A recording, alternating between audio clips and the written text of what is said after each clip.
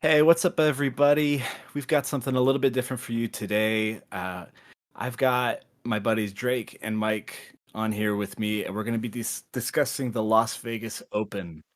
The reason we're kind of doing this in a podcast format is there hasn't been a whole lot of coverage of the LVO in years past, at least specifically for bolt action.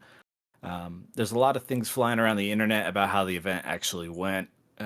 Some of the rumors are true, some of them have been exaggerated quite a bit. And so we're here to discuss it, set some things straight, and then look ahead to next year and the future of the Las Vegas Open. But if I'm going to talk about the Las Vegas Open, I got to do it with my buddies. Uh, we've got Drake. Why don't you say hi, Drake? Hello. And we've also got Mike. What's up, Mike? What up? So the three of us are all from Salt Lake City, Utah. I think this was all our first time for any of us going to an event like this. Is that right? Yeah, this is my first miniatures convention. Yeah, definitely my first. Sweet. So we're kind of all the same, blank slate going into this. But we all drove down together from Salt Lake to Vegas. It's about a 6-hour drive. Well, it should have been a 6-hour drive, but Drake was very fast, and we made it faster than that. But it was a good time. I'm a speed demon. What can I say? It didn't feel like a long drive. It was a good time. Well, let's jump right into it. A little bit of information around what the LVO is. The bolt action event at LVO is 5 games, 1,250 points. We'll get into the format a little bit later, but the idea is that it's a single platoon, a generic selector, and a 14 order dice cap. But we were given 5 games. I think there were 36 players total. We had a couple that dropped the second day, and we had 2 players that experienced some scheduling issues that are part of the rumor mill, so we'll get to that as well. So we're going to review the event. We're going to basically just steal what the Juggernaut podcast does because it's a really simple format, and I think it helps guide the discussion around the event. So there's going to be a lot for us to talk about, and we're not just being negative. The reason that we're doing this is because we really care about the game. We care about the community, and we want to see the Las Vegas Open and events like it continue to grow and continue to thrive. So we're going to have some criticisms and some discussions, but it's because we care. So we're going to go through each one of these topics of the event. We'll rate them each out of 5, and we'll add them up and average them out at the end.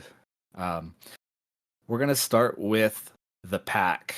So let's talk about the format of the pack and the event, the clarity, et cetera, et cetera. What did you guys think of the event pack for the Las Vegas Open? I mean, it was okay. I think it was a little. I wish they would have outlined the missions, or at least the special missions. If they're going to include them, to have them in there, with the diagrams and stuff. And then as far as having the 12, 50, 14 order dice cap, it turns out that doesn't really foster too much in the way of different lists. There was a lot of the same kind of list we experienced, I think. Yeah, I've got to echo what Mike is saying. I think the big thing for me is when they were doing and we'll get more into this with the list set up, but I think what they were trying to avoid, they ended up encouraging in a weird way, which was a lot of overtuned units at a price point with that kind of a dice cap. And so I think that's kind of my my big thing with the prize or with the tournament pack. Yeah, I think the idea, like you said, was to not have armies with 4 multi-launchers in it, which I guess is what happened the previous year. But the issue is you have so many points and so few order dice that, like you said, Drake, everything just kind of gets tuned up to the max. So you build out all the units you want, and then you still have points left over. So you just upgrade everything to the max: veteran status, Panzerfaust, uh, like Oops, all Gurkhas. oops, all Gurkhas. Yeah, yeah, we'll talk about that in a bit. Yeah. Yeah, there were a few lists where that was taken, or yeah, I mean, like we talked about that so many different overtuned units that we got to experience. Oh yeah, and um, I think almost every British list I saw had basically the same build. Um, just the format unfortunately encouraged a lot of sameness between all the lists, and I think that's probably the biggest problem with that format. There's some things in the pack that are in there and were never like actually used. Like there's a theme score um, that never played any part in the event. There was They have those weird missions, and I don't know how they evaluated which was the best story for the award that I won that we'll talk about later. But yeah, it was. I think the pack, it seems like it was kind of put together, but not really followed strictly. um, and I mean that happens at events. Things come up. You got to kind of just roll with the punches. But I think overall, just like more information would have been really nice. Having it be a little bit tighter, a little more like Yeah, it was actually descriptive of how the day went would for have been such a nice. huge event. It was such a tiny pack. It was like what, like 2 pages or something?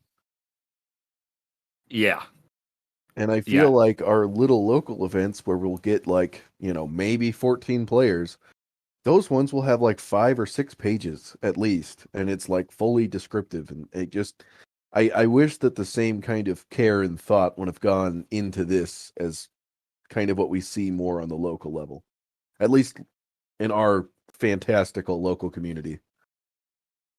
I know we're not exactly representative of most places in the country because we have a lot of great stuff and a huge history focus. yeah. I agree. Uh, and like you said, just a little bit of care and love going into this pack would have been nice. But what would you guys score the pack? So I wrote down on my outline, I gave it a 2 out of 5. 2 out of 5. I think if we break down Mike's and my score, I think we actually are identical, but I gave it 4 out of 10, which it would be what, 2 out of 5? Yeah, let's do it out of 5. So let's do it 2.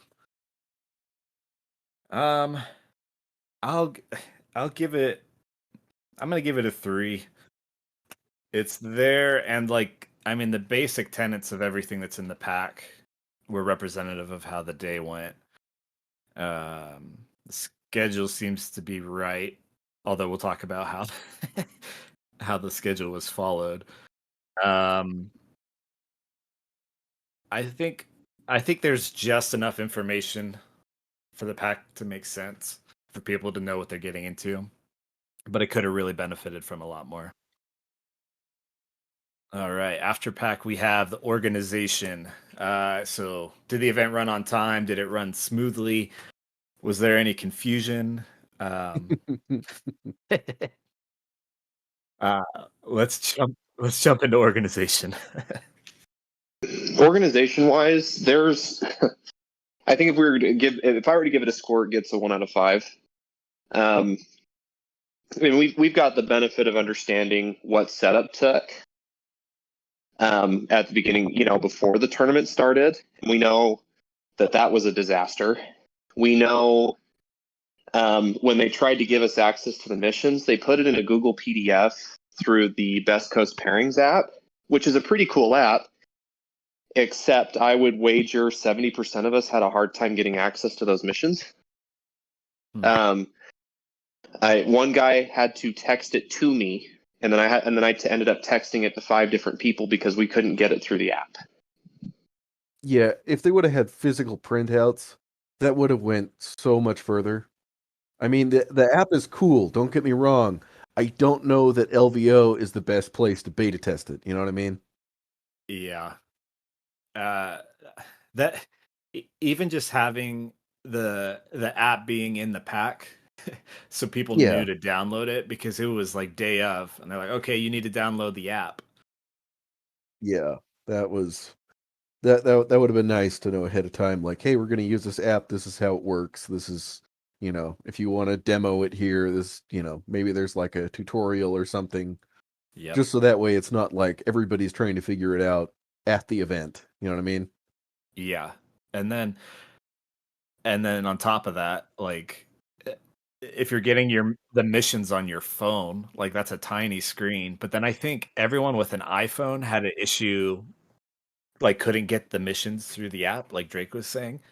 I mean, I had an Android phone and I had the same problem. Oh, okay. So I think it was not, I think there was just maybe, if there was some way that they like linked it or attached it to the app, that maybe it was having trouble. Because I know when you have a Google thing and you share it, sometimes it's like protected based on viewers. So maybe there was something messed up with like the protections or something. Yeah. Yeah, on my little thing here, I wrote that just the games ran overtime consistently, Yeah. and I heard some people got like the same table as much as 3 times in a row, Ooh. which is kind of a problem. And I think that was one of the guys that like didn't come back the next day. Oh, really? But I could be wrong on that. He could have come back the next day, and that's when I heard him complain about it. But I just know that there was a guy there who was complaining about being on one table 3 times in a row, and it's just like, man, that we had so many tables. Yeah. Yeah, I got the same table twice. But but it was the last round and I just didn't have the energy to fight it. And it was a good table too, so it was fine. But I think table selection, a lot of that I suspect has to do with the way that the app was seeding the games.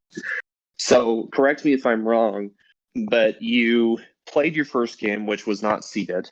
And then all of a sudden, after the first game, they started seeding in game 2. yeah. Which I think is a problem. Most tournaments formats that I've dealt with, and this is from wargaming and including my time in debate in high school, where you would do 3 rounds and then seed 4 and 5. I think I think the confusion is they did do seeding in the first round, but they didn't have any of the tables marked out numerically the first round. Because Sean True. came by later with those like whatever they are, like the table card signs with the numbers on them. Yeah, that you would get at like the restaurant or whatever. Yeah. Yeah. So he came by with those like after the first round or maybe after the second round to help clear things up. Still, Yeah. though, I'm really of the opinion that you shouldn't seed a game until after 3 rounds have been played, especially in a 5-game tournament. Yeah, it sets you up for repeats, like right off the bat. Um probably just games 4 and 5 should be seeded. Um and then at that point, especially if you're at the like top half of the players, um like the seeding makes sense because you're going to play the best players. Yeah, I think every game went long, which is a bummer for like trying to get meals or trying to spend time doing other things at the convention or just checking things out?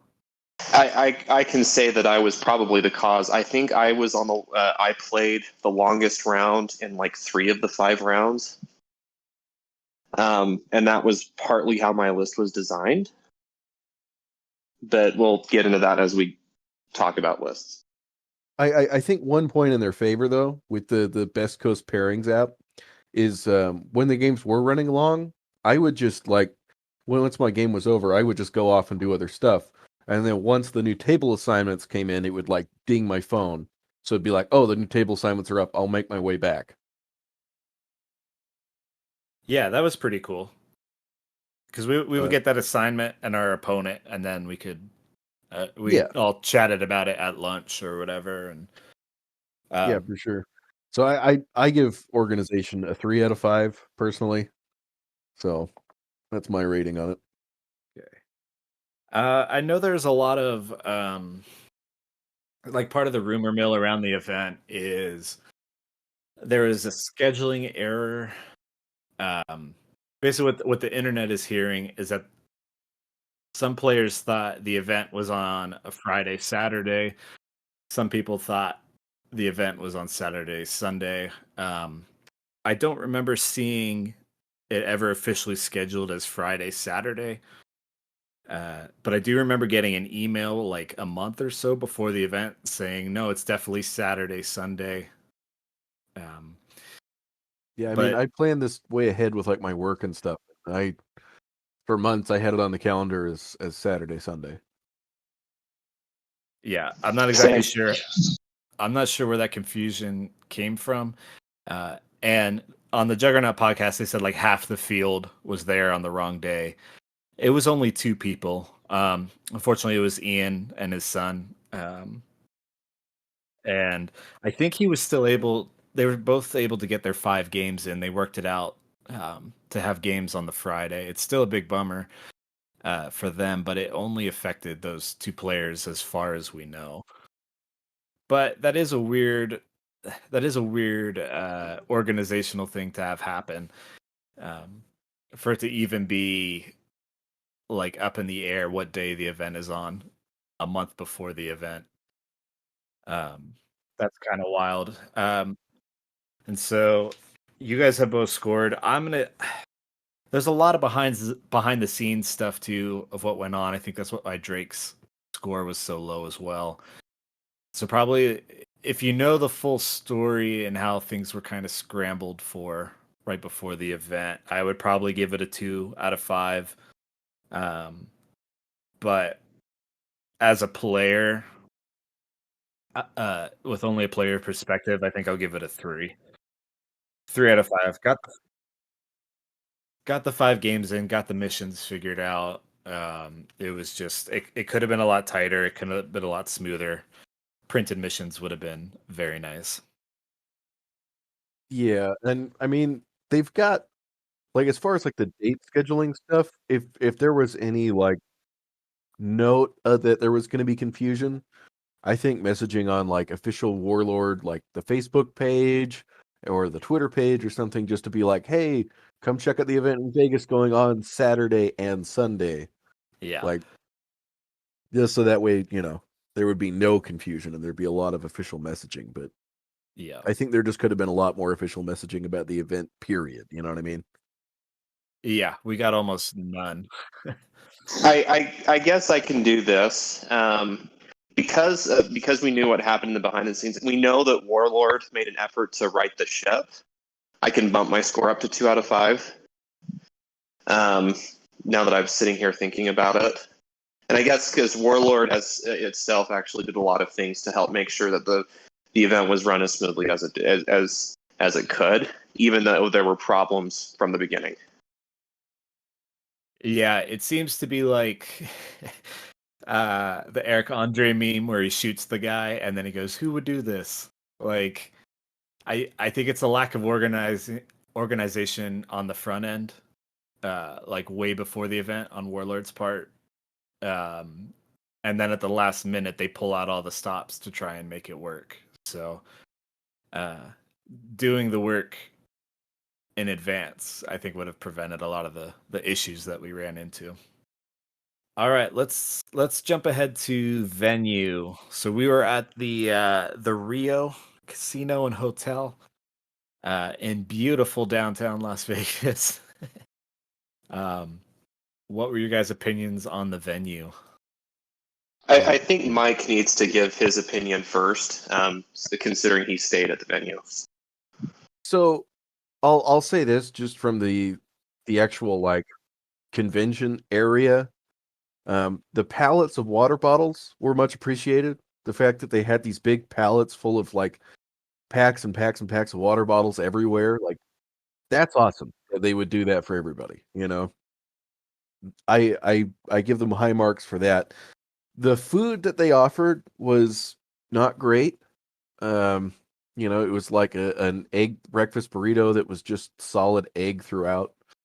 Um, just not the best food that you could possibly offer at like a giant like 10,000 person event. Um, I was telling these guys, I think that if you would have called out some food trucks or some like food vendors or something a couple of days before even, just to have them out there to be like, hey, you know, they get a cut to the casino or something and people can go buy a burrito. Um, to do that instead of having just that crappy little thing, people wouldn't have had to leave for lunches so often and you would have had a lot better things. But there were even other problems, like they ran out of beer. The event ran out of beer because people were buying beer, but like, why would you not? I don't know. That's another mystery to me. I didn't know they ran out of beer. That's interesting. Yeah, they ran out of beer. That's why nobody had those buckets full of beer on Sunday. But yeah, I don't know. They definitely needed to plan the food and drink situation a little better. Um, as far as the actual like hotel itself, it was fine. It's expensive. They didn't really have a lot of like food or anything in the hotel itself, and everything was closed until like 7 and then closed again at 8. So I think that's just a greater problem with Vegas right now, and not necessarily that hotel specifically. Yeah. Just that Vegas is kind of like there's not cheap food, there's not cheap drinks, everything's really expensive, and nowhere has enough staff to keep it open. You think we'd be over that in 2023, but we're not. So it's still kind of recovering there, but that's not a problem of the hotel. It's not a problem of the event. That's just Yeah. a problem in general. But I still think that the food trucks would have come if they would have called. I mean, they did have that huge parking area in the back that's like right out the doors from the convention center that wasn't, I think it was actually blocked off, but it's just a huge parking area that you could easily get some food trucks in there. Yeah, or even just like make, you know, a separate little they had so many convention rooms that were just kind of like sitting empty that I think they could have, and I mean they weren't huge, but you could still fit like some food vendors in there, you know. People making funnel cakes or something. Yeah, I think the problem would have been much worse if we hadn't found out about the subway that was like a mile down the road. Because I mean, even when we went to Denny's the morning of or the Sunday morning, and it like the prices there were really high for a Denny's, I thought. Yeah. But the subway,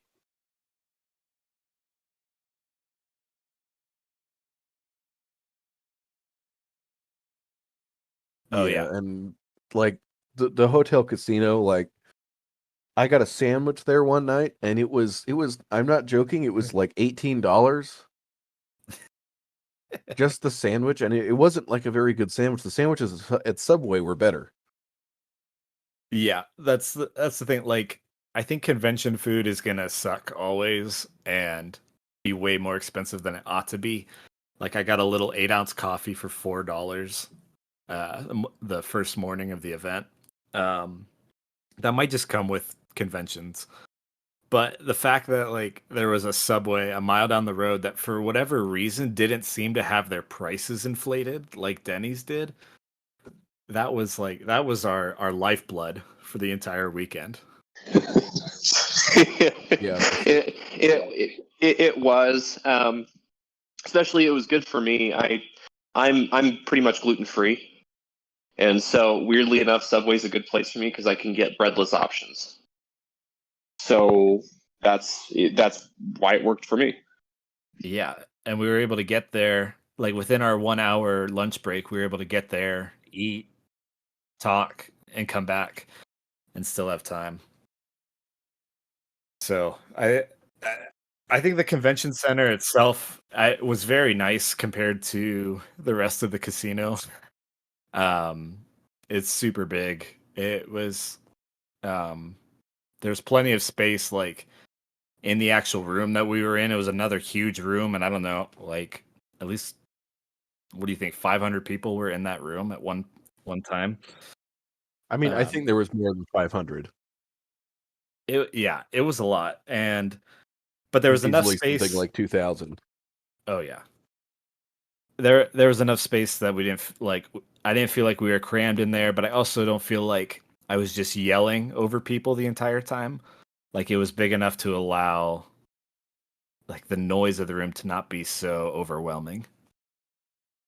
That main Warhammer Hall, that one seems a little overwhelming, but for a completely different reason.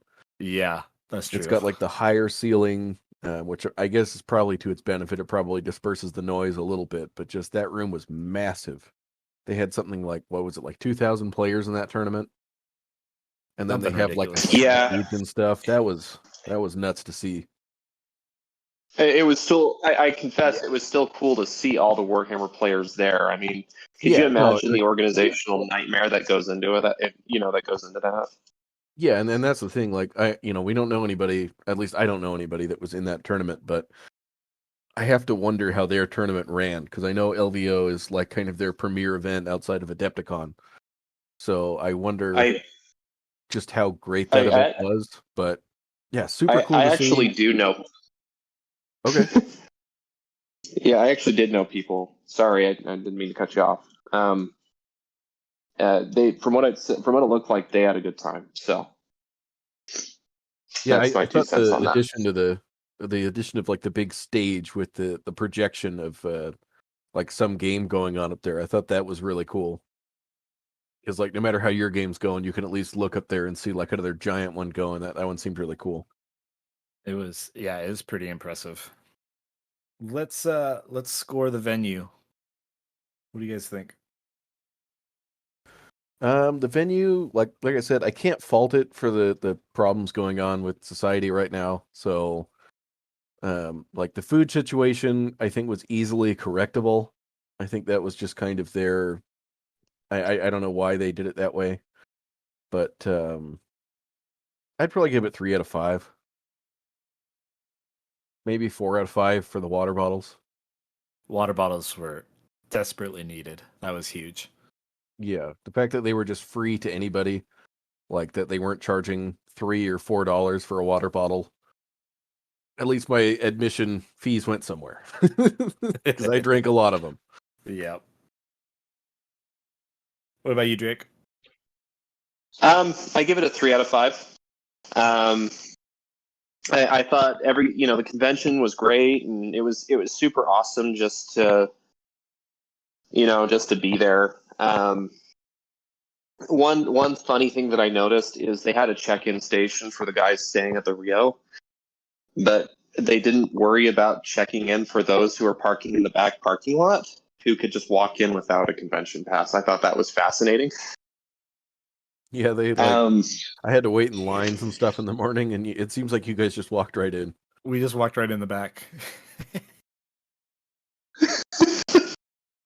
And it wasn't like a single door, like it was an array of doors, huge doors, and just no one was there, and they were always unlocked. I guess we just paid our convention fees out of honor. yeah. I think they would figure tabletop nerds are probably in the lowest crime bracket.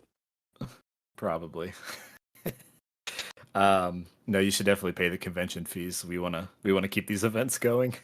but it's definitely an interesting Exactly. observation. You know what? I'm gonna give it. I feel like I'm going high, but I'm gonna give it a 4 out of 5.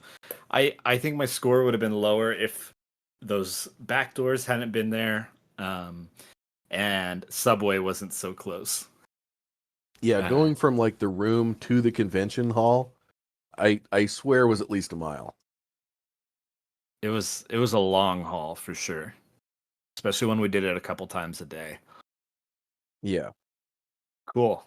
Well, we got the venue. Let's move on to one of the more contentious issues, uh, the terrain. So let's talk about quality, aesthetics, game balance, um, just the overall presence of terrain. How would you guys rate the terrain? So I'll say this: the terrain itself was nice. They got a ton of new terrain just for this event, but they got it like the day of, which is a little unfortunate. Because I think a little dry brushing on certain things and some neon green buildings might have looked a little different. But they had enough terrain for all of us. I'll say that. Um, there was a little too much, especially on certain tables as compared to some other ones. And the balance as far as the layouts on the tables definitely had, it definitely there was an element to be desired there. Um, because yeah, it was just a little one-sided in some of these cases, especially on that attacker defender mission. Oh yeah. Um, and we'll get into it more in like the games we played, but yeah, that first game I played in the jungle, oh my lord, that was you could barely fit miniatures in there. There were so many trees and things. Yeah, there's a lot going into the terrain. So the first thing is like apparently there was someone who was supposed to supply a bunch of the terrain got COVID right before the event and couldn't make it. Um, I don't know where they were coming from or actually how much terrain they were bringing, but it appears to be like that's something that actually happened. Um, so this was part of like Warlord scrambling to try and get something figured out. I think they bought a bunch of terrain from one of the vendors at the event, and then we're scrambling to put it all together. Um, so I think the tables I saw, it seemed like most of them had enough terrain to be playable. The aesthetics were off for a lot of them. I mean, some of them were just like random game mats that they had that didn't match what was like the actual terrain on the table. Um, we had a Yeah, couple of lots those. of We like had space and Mars and Yeah, we had some outer space tables. Um, but I played on one of the excuse me, one of the outer space tables, and it played fine. Like there wasn't really any issues with how it played, but the aesthetics definitely weren't there.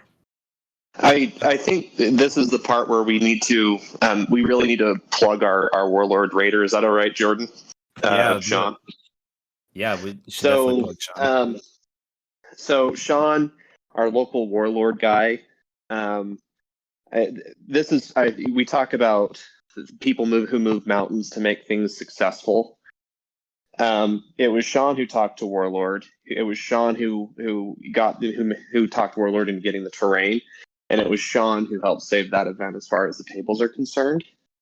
At least as I understand the story, I could be wrong, but this is how I understood it. And if anybody has a chance to meet Sean, he's amazing. He's really good about taking care of the player base, and for the most part, he listens to us. But I think Sean just kind of came in clutch. He actually, we know that 4 of the tables were furnished essentially by Gadjo Games here in Salt Lake, that Sean had brought down with him to the event.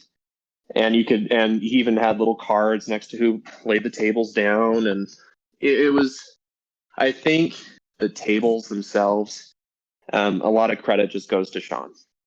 So that's my 2 cents on that. Yeah, he packed his car full of as much terrain as he could bring from Gadget Games. Um, and yeah, he definitely helped pull a lot of things together. Like on the organizational side, he's definitely the MVP of the event. I mean, even some of the tables he brought, I played on our Gadget Games table twice, and that one was fine. The jungle one that Mike was talking about, I guess there was two jungle tables, but the one that There Mike, became 2 jungle tables. okay, it turned into two. But you got it round one Yep. in its most awful state. Yep. And we'll get into that when we get into the games because I've got a whole little piece written on that. Oh But boy, some feelings. it's fine. I'm glad that we were able to point it out turn 1 and get it fixed turn 1. So that way nobody else had to play on that table as it was turn 1. It just meant that you were the guinea pig for it, Yeah. unfortunately. My first game was on the table, probably the worst table of the bunch. Like I said, I think most of them were at least playable, if not aesthetically pleasing. I got on the one that was neither of those things. Almost completely open, uh, no line of sight blocking terrain, like a modern. I don't, it was a the game mat almost looked like those little those city mats that you play Hot Oh, Wheels yeah, you on were when on you're a the kid. aerial mat, right? Yeah, against all Gurkhas. It was rough. I think that table was atrocious. But other than that, the other what 17, 18 tables, I think were at least playable, and some of them were looked very nice as well. Yeah, I've only really got gripes with 2 of the tables I played on. All right. So, considering the last minute scramble for terrain, how would you guys rate the terrain at the event? 3 out of 5. 4 out of 5. Yeah, I'll give it a 3 as well. Like I said, most of them were at least playable. It's a bummer for an event that has so much like publicity around, or is at least seen on the international community so much, um, that the tables look the way they did. Um, but for the most part, they were playable. I think probably this ties into the organization also, but I ended up bringing down uh, basically a box of my own terrain to fill out a mat. Um, but I only heard about that through Sean, who said that it sounds like they're struggling with terrain. So it's just another thing of like you can like the community around Bolt Action is a fantastic resource. I know for our events here in Salt Lake, like you guys and everyone else in the community is like always ready to jump in and help with whatever is needed. And so I think if Jay or whoever else reached out to the community for bringing tables, I don't know. Some events have like a terrain award if you bring a table, like the best terrain. Um, but like the community is a resource that TOs should definitely use um, to their advantage because I think everyone wants to see it grow and thrive, right? Yeah. Let's get even more contentious. Let's talk about missions. Um, Oh boy, let's talk I about have opinions. let's talk about the selection, the clarity, uh, the availability, I guess. Yeah, so not having the special missions printed out, we talked about that earlier. That was like a kind of a whoo, please do that at your events. Like please, if you're gonna have special things, like make sure you notify people. Because as far as we knew going into this, I mean, correct me if I'm wrong, I thought it was all mission books, like all book missions. I didn't think that any part of it was going to be custom anything. So the packet does say 2 book missions and 3 house missions. Okay, well then I must have missed that because Did we do 3 book missions and 2 house missions? Yeah, I've actually I actually kept the file with the missions handy, so we Okay. can talk about those.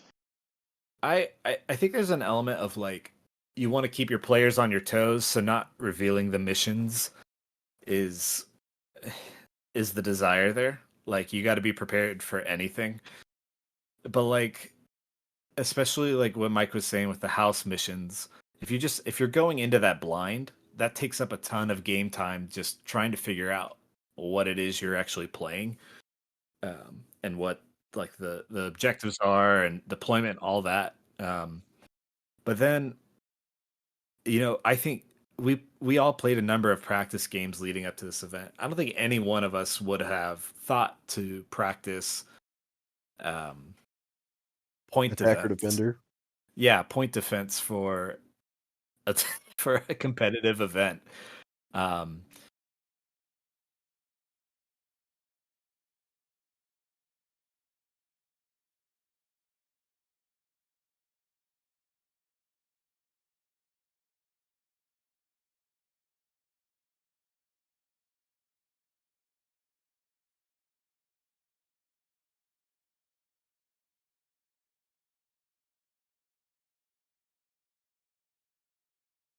yeah, it's a guarantee. It's almost a guaranteed win for the defenders, and usually the best outcome you can have is a draw. And that was the final mission of the event, which means I feel so bad for those people at the top tables who are in the running, and then they just happen to be stuck as attacker, and their chances are almost gone. Um, I think it seems like the missions were rolled at random, uh, at least from at least from the rulebook missions. But if you want to keep your players on your toes, like in the pack, give them a range of missions. Do more than 5. Do 8 or 9 or 10 missions, so that at least everyone can read those and be up to date on them and know what they're getting into. And then you select randomly from that list, so you're not catching anyone off guard. And if you're gonna have house missions, those need to be those need to be available before the event. Or at least printed at the time. Yeah, definitely. You Because know. that was the thing. We were all scrambling to get our missions, and then you finally get it on your tiny little phone. And like when it happened to me, my opponent couldn't get it on his phone, so I have to like read it to him and then try to show it to him, but it's so small. And then I don't know. It was very awkward. Well, and you could tell that not. I don't feel like the homebrew missions were tested. I mean, I mean, Jordan, and I know you and we listen to a ton of podcasts, and I'm sure you do too, Mike, that one of the common themes of the homebrew missions are the Bolt Action Alliance missions, Yeah. which we know are play tested, and the two homebrew missions we played needed to be tested. Yeah. I mean, there's plenty of examples of good, well-tested missions out there, like Bold Action Alliance or the Juggernaut Pack. Um, the Snafu guys have some of their own missions that are play tested. So there's no shortage of like good examples to draw from out there. Um, Real quick, the 5 missions that we ended up playing, game 1 was key positions, which is great tournament choice. Game 2 was a house. Yes. Game 2 was a house mission. It was sectors, but instead of 4 sectors, there was 6. But Yeah, it was. the scoring was weird on it because the 2 sectors in the middle were still worth 1 point, so there wasn't really any reason to not be in the middle. Um, it wasn't worth any less or any more than the other sectors, so the 6 sectors didn't really make sense. But I mean, it wasn't unbalanced. At least it was just kind of odd, and then we had to spend all the time trying to figure out what it was actually doing because we got the event right before the rounds, or we got the mission right before the round started. Game three was double envelopment. Not great. It's known to be a not great tournament scenario. I mean, at least it wasn't top secret, but yeah. Yeah, there's definitely So worse. yeah. Actually, you know what? I think I would have taken top secret over the last mission we played, but that's beside the point. Double envelopment isn't the worst, but it's just like, oh, if your opponent has a bunch of vehicles and you don't, then it's kind of just game over. It can be really unbalanced.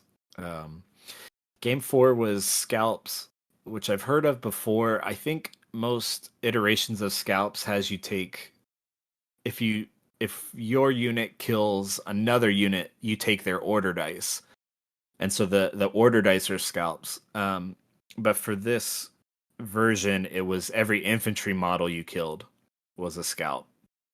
And you would, and if the unit that had scalps died, you lost those scalps. Yep, which made the game really swingy. I think both Drake and I fell prey to that in our games. But it was also kind of like, I don't know, my table was really cluttered because you had to have dice for every unit or some way to mark all these scalps. And then it got confusing because then you're picking up dice to roll to shoot or whatever, and you got to make sure like you don't grab those dice that are scalps. I don't know. It just was like really cluttered. But I don't know. I've only played that mission once. My gut feeling is that like that's also not a great tournament mission. But only playing it the one time, I guess I can't give full judgment on it. I mean, I that was actually my best game of the tournament, honestly. That was the one I had the most fun at, but I think that was just the opponent I was paired up with and kind of how evenly the game ran. Yeah, I think the mission works. I just I don't know about how swingy it ought to be for like a competitive tournament. Like I had a good game too. But I don't know if like at a event of this level you try and negate the swinginess as much as possible. Or if that ought to be just part of your strategy. I don't have a hard opinion on it, I guess. Yeah, I give mission selection for this tournament. I'm going to give it a 1 out of 5. All right. What about you, Drake?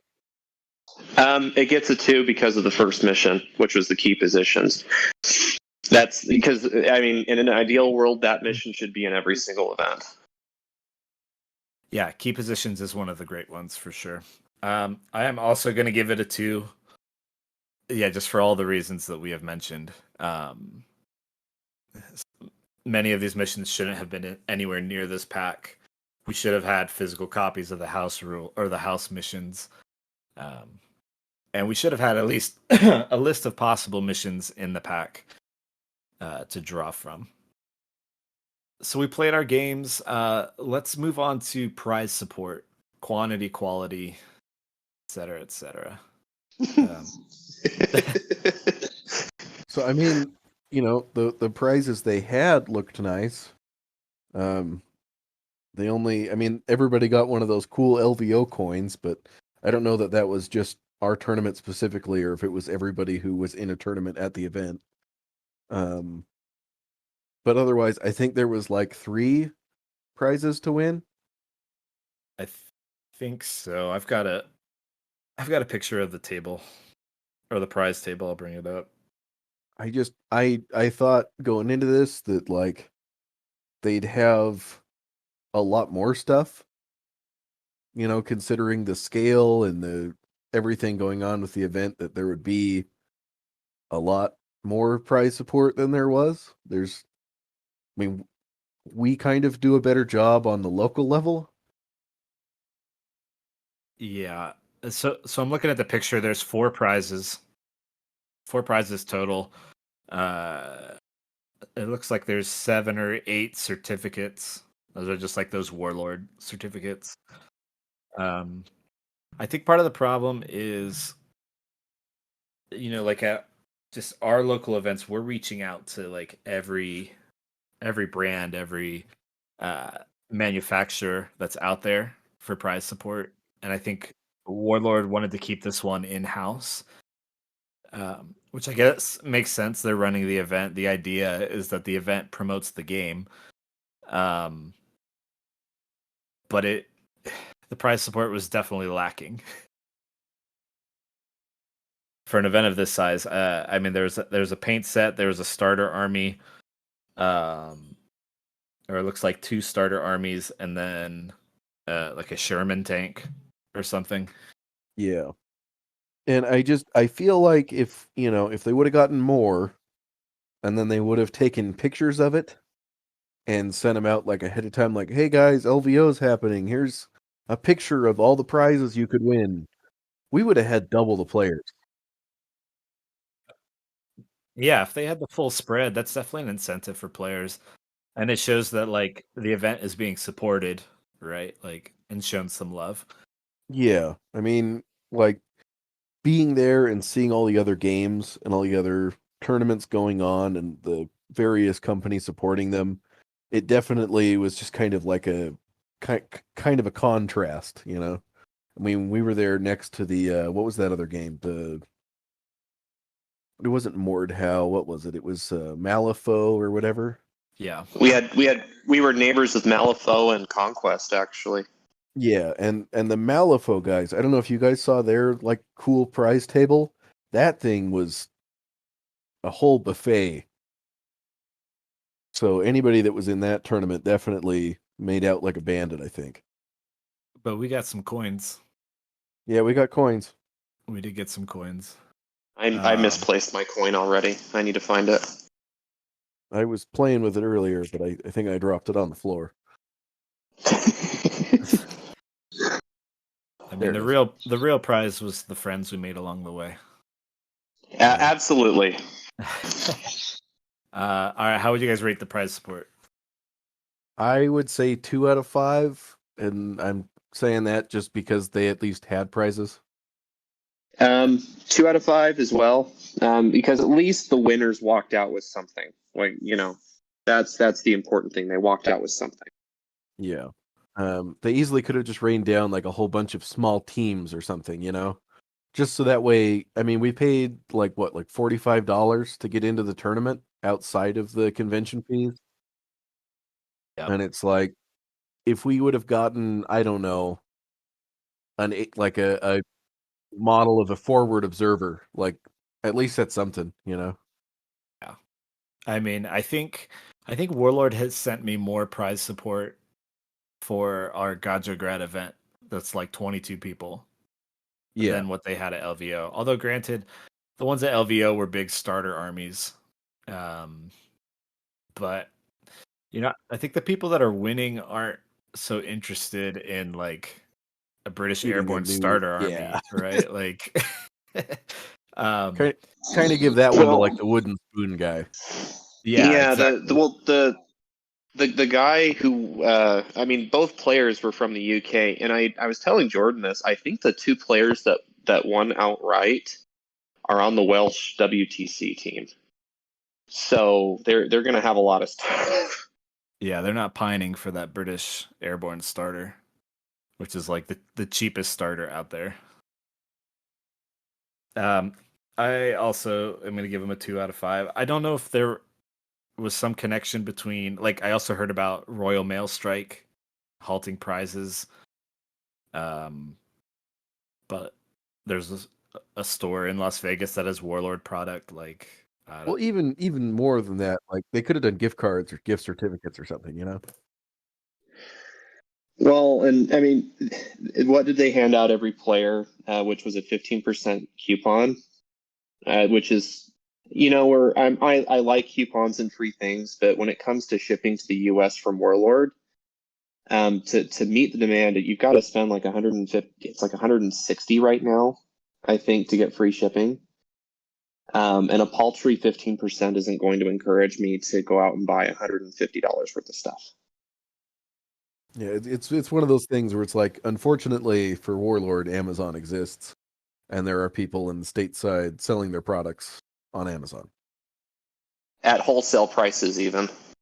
Yeah, so 15% is not a bargain, I don't think. But anyway, paired with the shipping, it's rough. All right, I don't know if I mentioned it. I'm gonna also give them a 2 out of 5 for prize support. But hey, we can talk about something a little more encouraging. Let's talk about the atmosphere. So just the other players at the event, the convention itself, um, anything related to that. so I mean the players are always the best part of any event, the camaraderie and all that. And meeting up with people from like Canada and Australia and all these other places, it's awesome. It's always great to meet up with everybody and to see all like the cool painting and everything. I will say one of our tournament organizers in particular was a little less than enthusiastic to be there. So I wish It seemed that way. someone was a little bit more excited to be running the Las Vegas Open. Mike, I think you're being a little nicer than you need to, and we'll just leave it at that. I did receive a pity beer from him, and that was very kind because first 2 rounds were very rough. I felt like I don't know, like I was into wargaming when I was like 11, 12, 13, 14, but middle of nowhere, Ohio, so there was no way to like actually be around it. So everything I saw was from the books or like the Games Workshop website or whatever. Uh, and so to like be at a convention like this, I honestly felt like a kid again, like or that kid that's finally realizing his dreams at 31. Yeah, for sure. Maybe that's a little dramatic, but like I was so excited, and it's so cool to just be around that stuff like all day every day for three whole days. Yeah. Um, I was almost giddy about it. Like it was so cool. Uh, every every player in the bolt action event that I interacted with was great. Met a bunch of new people. Everyone was awesome. I got to meet up with some people that I've interacted with online quite a bit. That was really cool. And then each game that I had, even when I was getting my butt kicked or was doing the butt kicking, like all my opponents were fantastic. So I think I'm actually going to give this a 5 out of 5 for atmosphere. Yeah, I'm gonna give it a 4 out of 5. Would be a 5 out of 5. It just I'm also going to give it a 5 out of 5. Tournament organizer aside, I had such a great time just meeting people and just playing games and rolling dice. Every opponent I squared off against was honest and was just, I mean, most of them were there to win, but at the same time they were also there to have a good time, same as me. And so I felt like, we talk about all these negatives at the beginning of our discussion, but all those negatives aside, I still walked away with a very positive experience. yeah, for sure. Yeah, that's why I think there's hope in this. Like I had a 10 out of 10 great time despite everything that we have just talked about. And this is what gives me hope moving forward. And I think we'll talk about like next year's event just a little bit later on. Um, but it's the type of thing where like if the players are amazing, if the atmosphere is great, like if we're all having a ton of fun, like how much will that be elevated if just a little bit more care was put into the event, right? Yeah. Okay. Cool. So I did some very complicated arithmetic. So out of 35 points for all the categories, we have rated it a 20.5 out of 35. Considering we haven't rated any other events, we don't really have anything to stack it up to. That's actually a lot more positive than I thought it would be. Yeah, Yeah. I think it definitely got a boost from the atmosphere because that alone was worth what, 14 points. Yeah, so I'm averaging out our 3 scores into 1 score for each category, Yeah. and then adding So them up. all I'm saying is the bulk of that score is the atmosphere. Oh yeah, 100%. The bulk of what I enjoyed about the event was the atmosphere and Subway being nearby. But it is like, yeah, we can keep talking about how much fun it was because like my idea was to basically take February off from hobbying because of all the work that went into it, like leading up to LVO, and after like directly after LVO, I'm like, all right, what's next? Like I've just been so excited for Bolt Action. Well, as we sit here, as we sit here and talk, I'm I've got like 3 different cases of stuff, and I had to reorganize to go to LVO, and I'm just having a ball as we're chatting, organizing and my next lineup that goes to Gacho Games when I play this army again. Yep. My first thought was like, all right, what are we doing for next year? Hey guys, this is post production Jordan talking. We were going to originally discuss the event and then go into all of our games and do a interview round by round, but we ran out of time. So we're going to do that round by round overview next time. So keep your eyes out for part 2.